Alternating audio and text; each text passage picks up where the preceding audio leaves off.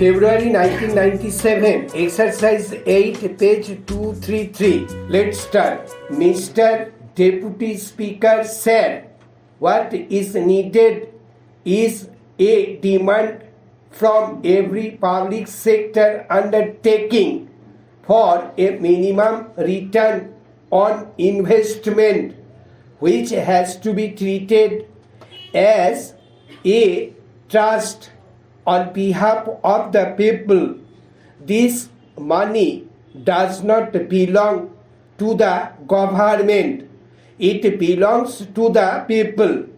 When the government invests it on their behalf, the people have a right to demand a minimum return. Let heads roll. In this computer age, it should not be difficult for various undertakings to tell us what exactly they need to make the undertakings profitable. Para. I have much else to say, but will try to make a few points quickly.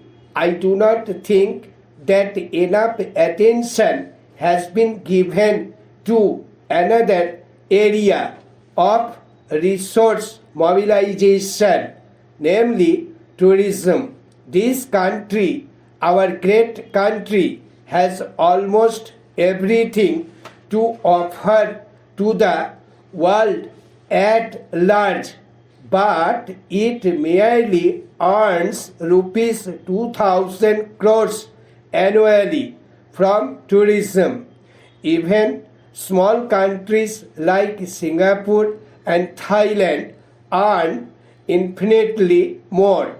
We can surely earn not merely double the present amount, but many times more than those countries if we are prepared to make the kind of investment which is necessary in terms of the infrastructure.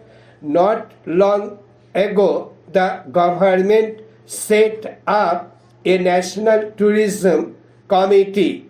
This committee made several good suggestions. The committee's report was accepted, but it has not been implemented. Therefore, without going into the details, I would say that there is a need for much greater attention to tourism.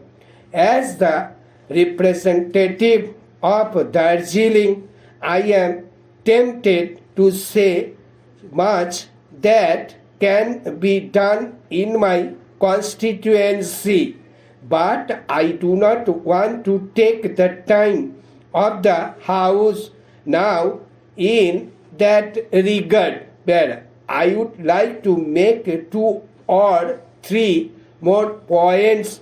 The first is in regard to the tax on petrol and diesel. I think the proposed tax is very unfair. I would therefore like to make a specific suggestion in this regard. My suggestion is beyond what was as hinted by the Prime Minister.